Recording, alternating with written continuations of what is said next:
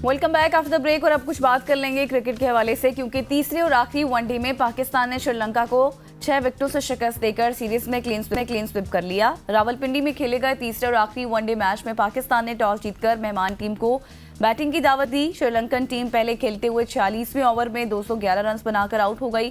पाकिस्तान की बात करें तो पाकिस्तान की जानिब से मोहम्मद वसीम जूनियर ने 3, हारिस रऊफ और फैसल अकरम ने 2 खिलाड़ियों को आउट किया और पाकिस्तान ने 212 रन का हदफ 4 विकेटों के नुकसान पर बआसानी पूरा कर लिया था।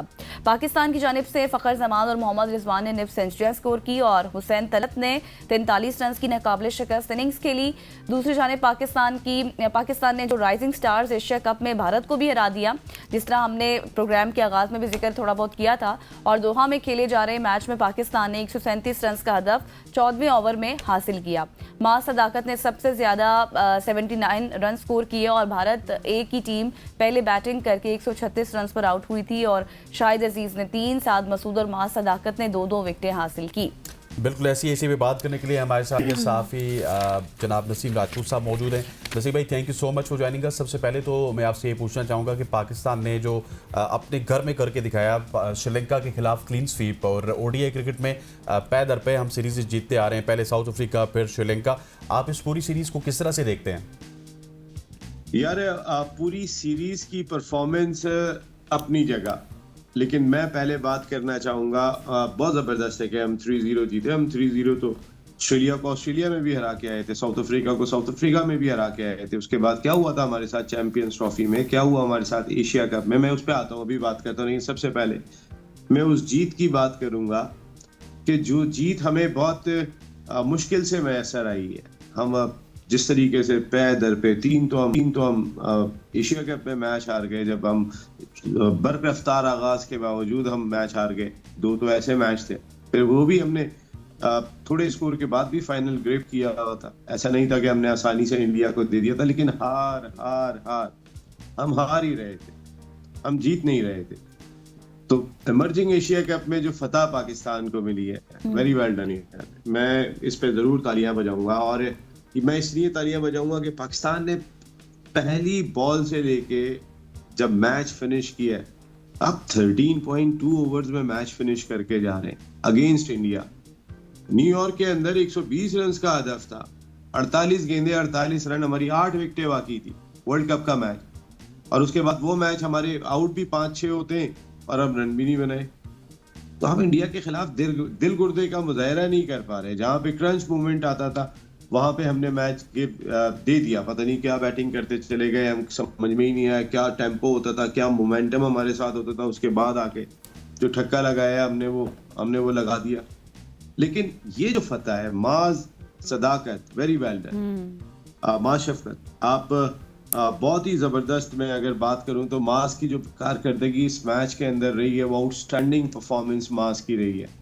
आप देखें, इंडिया के खिलाफ वो जो डोमिनेट करके, भले रन्स बहुत ज्यादा बोर्ड पे नहीं थे, मैं बॉलर्स को बहुत क्रेडिट दूंगा कि जिन्होंने एक महदूद रन्स तक रोका वहां पे, जहाँ पे मास की भी जो है वो 2 विकेटें थी उसके अंदर और 3 ओवर 1 मैट इन, 12 रन 3 आउट। तो मास की ऑलराउंड परफॉर्मेंस जबरदस्त किस्म की। फिर 79 on 47 with 7 4 and 4 sixes against India. Suryavanshi भी खेल रहा था वहां पे। सूर्यवंशी 144 रन स्कोर किए पिछले मैच में, 32 गेंदों पे 100 किया, वो भी खेल रहे थे। तो जबरदस्त किस्म की फतह पाकिस्तान की है। मैं ये फतह है मुझे जो बहुत अच्छी लगी कि मेरे बॉलर्स ने डोमिनेट किया। शाहिद एजाज जबरदस्त किस्म के जो 3 ओवर 3 परफॉर्मेंस पे, फाद लड़का था, मैं ख्याल वो 2 आउट किए।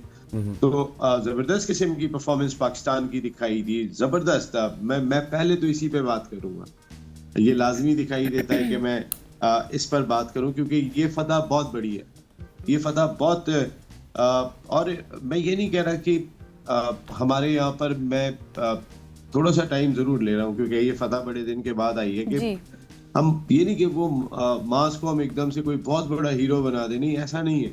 लेकिन माज एक डिफरेंट ब्रैकेट में आना चाहिए, इस वजह से कि माजी में जब बहुत ज्यादा इंडिया पाकिस्तान क्रिकेट हुआ करती थी, उसमें जो उस मैच में परफॉर्म किया करता था, वो फिर बड़ा स्टार हमने बनता हुआ देखा। वो लकी थे 90s के क्रिकेटर के, उस जमाने में पाकिस्तान इंडिया क्रिकेट होती थी, तो वहां पे हमें प्लेयर भी बन जाते थे।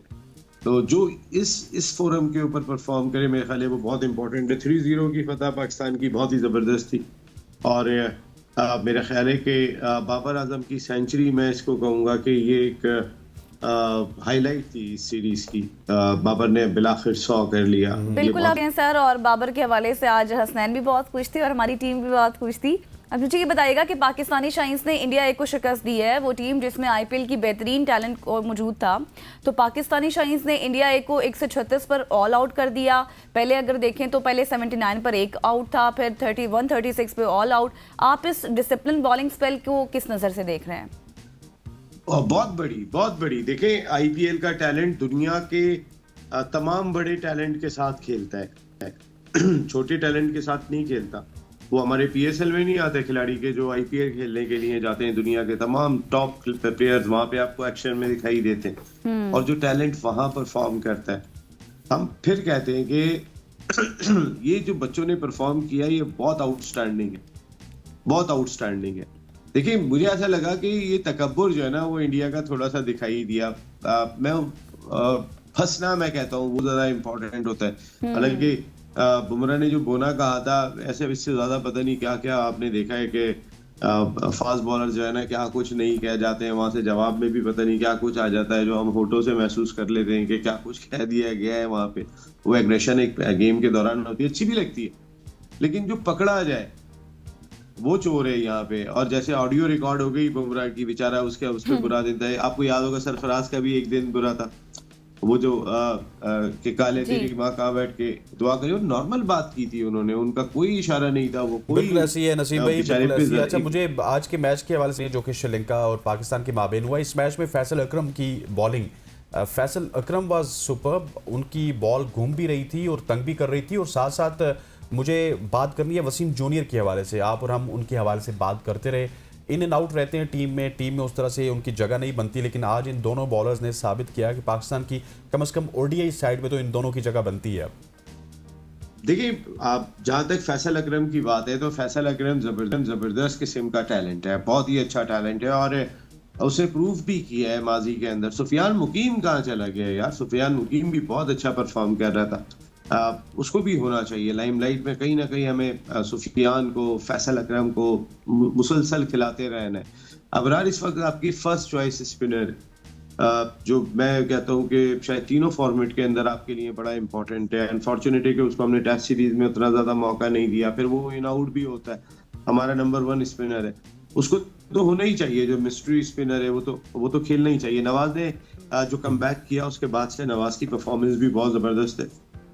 नवाज बुरा नहीं खेले, अपनी जगह को प्रूव करते हुए दिखाई दिए, तो फैसल को साथ होना चाहिए। लेकिन देखिए, खबरें क्या आ रही होती है, वो शादाब खान फिट हो गए, शादाब खान ने ट्रेनिंग शुरू कर दी है। शादाब खान ने जो है वो, भाई अभी शादाब खान जो है वो पहले, अभी इन बच्चों का वक्त है, बहुत मौका मिला है शादाब खान को, और वो अगर अच्छे प्लेयर है, बहुत अच्छे प्लेयर थे, चैंपियंस ट्रॉफी जीती पाकिस्तान ने, उनका बहुत बड़ा रोल था। लेकिन उसके बाद से उनका एक डिक्लाइन आया था उनकी परफॉर्मेंस में।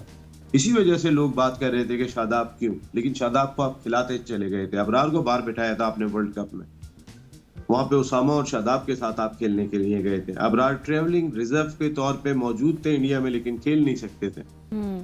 तो फैसले थोड़े से बेहतर करें, वो जरूर दिखाई देता है। हम सुफियान मुकीम कहाँ पर है? सुफियान मुकीम की भी परफॉर्मेंस जो है ना वो होनी चाहिए। सुफियान ने प्रूफ किया था, अबरार जबरदस्त परफॉर्म कर रहे हैं, अबरार ने प्रूफ करके दिखाया। लेकिन हमारा फास्ट बॉलर डिपार्टमेंट जो आप बात कर रहे हैं ना, देखें वसीम जूनियर, मैं जो आपने बात कही है, मैं माजी में बहुत वसीम जूनियर के लिए बात कर चुका हूँ। डेथ ओवर्स में हमारे पास वसीम जूनियर से अच्छा बॉलर कोई भी नहीं, एक भी नहीं है। पहले हारिस रऊफ हुआ करते थे, अभी नहीं हारिस रऊफ का वो कैलिबर डेथ ओवर में बॉलिंग का जो पहले उनका हुआ करता था। उन्होंने इस सीरीज में बड़ी तेज और अच्छी बॉलिंग की, अल्लाह करे कि वो उसी तरीके से करें। लेकिन मैं फिर बार बार कहता हूँ, आईसीसी इवेंट में हमें क्या हो जाता है, एसीसी इवेंट में हमें क्या हो जाता है। हम तो ऑस्ट्रेलिया को 3-0 हरा के आए थे, साउथ अफ्रीका को 3-0 हरा के आए थे, फिर हम चैंपियंस ट्रॉफी अपने मुल्क में खेलने गए थे वहां पे, क्योंकि हमने कॉम्बिनेशन ही नहीं बनाया ना। हम समझ रहे थे कि हम पर्थ में ही खेल रहे हैं, हम समझ रहे थे कि हम अभी जो है वो सेंचुरियन में खेल रहे हैं कि गेंद यहाँ पर आएगा।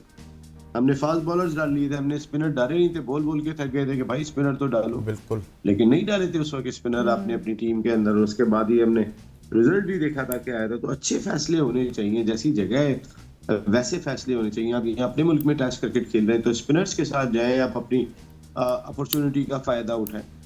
और वंस अगेन मैं बस वसीम जूनियर होने चाहिए। मैंने आपको कहा कि डेथ ओवर में उनसे बेहतर बॉलर नहीं है पाकिस्तान के पास इस वक्त, उनको होना चाहिए। और हम बार बार देखते हैं कोई भी कप्तान हो, अभी शाहीन भी कप्तान बने तो हमने देखा कि आपने एक मैच के अंदर जो है हारिस रऊफ भी खेल रहे थे, नसीम शाह भी खेल रहे थे, पूरा एशिया कप वसीम जूनियर ने बाहर। बिल्कुल सर, आप ठीक फरमा रहे हैं। मुझे आप बताइएगा कि अब पाकिस्तान की जो हालिया T20 कारकर्दगी है वो शायद इतनी अच्छी नहीं रही। अब 18 नवंबर से ट्राई सीरीज भी शुरू हो रही हैं। आपको क्या लगता है पाकिस्तान को कौन सी ऐसी तब्दीलियां करनी चाहिए, या फिर रीस्ट्रक्चरिंग होनी चाहिए, बॉलिंग कॉम्बिनेशन बदलने की जरूरत है, या फिर बैटिंग ऑर्डर में कुछ तब्दीली हो? यार मुझे आज हसीबुल्ला पे थोड़ा मुझे अफसोस हुआ उस बच्चे का। अच्छा परफॉर्मर है, आज वो 12 गेंदें भी खेल के डेब्यू नहीं कर सका, रन नहीं कर सका कोई एक। वरना मैं ट्राई सीरीज में जो सेकंड विकेट कीपर का ऑप्शन है तो उसके अंदर अगर साहबजादा फरहान जो है वो कर रहे हैं ट्रेनिंग, विकेट कीपिंग की भी कर रहे हैं तो ठीक है। वरना फिर मैं सेकंड ऑप्शन के तौर पे हसीबुल्ला की जानिब जाता, लेकिन वो जो उनका, लेकिन ये ODI T20 दोनों फर्क है और एक मैच से कुछ भी नहीं हो जाता। मिलना चाहिए हसीबुल्ला को भी मौका। ज़ाहिर है आप इतने अरसे बिठा के रखो, फिर एक प्रेशर मैच में जाता है तो प्रेशर ज़रूर आता है। पाकिस्तान टीम का जो कॉम्बिनेशन की बात कर रहे हैं तो उसमें ज़ाहिर है मैं समझता हूँ कि आपके पास 3 ही ऑप्शन है ओपनिंग डिपार्टमेंट के अंदर, जिसके अंदर फ़खर आते हैं, साइम आते हैं और साहबजादा फरहान आते हैं, और अब बाबर 3 नंबर पे आ गए। तो बड़ा ट्रिकी होगा पाकिस्तान टीम की मैनेजमेंट के लिए इस वक्त जो है वो अपनी टीम को मैनेज करना, क्योंकि साहबजादा फरहान ने अच्छा परफॉर्म किया है। आप वो बोलते आ रहे, साइम अय्यूब बॉलिंग कर लेते हैं बार बार जो है वो उन्होंने फिर इस सीरीज के अंदर। लेकिन वो नसीम भाई जो है ना फ़खर जमान मेरा ख्याल है कि ODI में अब होंगे। थैंक यू सो मच हो जाए नसीम राजपूत साहब, जो कि इस वक्त हमें इन डिटेल बता रहे थे पाकिस्तान की ODI विन के हवाले से भी। और फिर सबसे ज़्यादा नसीम भाई खुश नज़र आए हमें इंडिया के साथ जो हमारा मैच हुआ उसमें जीत के हवाले से नसीम भाई खुश नज़र आए और पूरा पाकिस्तान खुश है। Thank you once again Naseem भाई। यहाँ पे वक्त हो जाता है एक शॉर्ट सी कमर्शियल ब्रेक का ब्रेक लेते हैं, वापस आते हैं, हमारे साथ रहिए।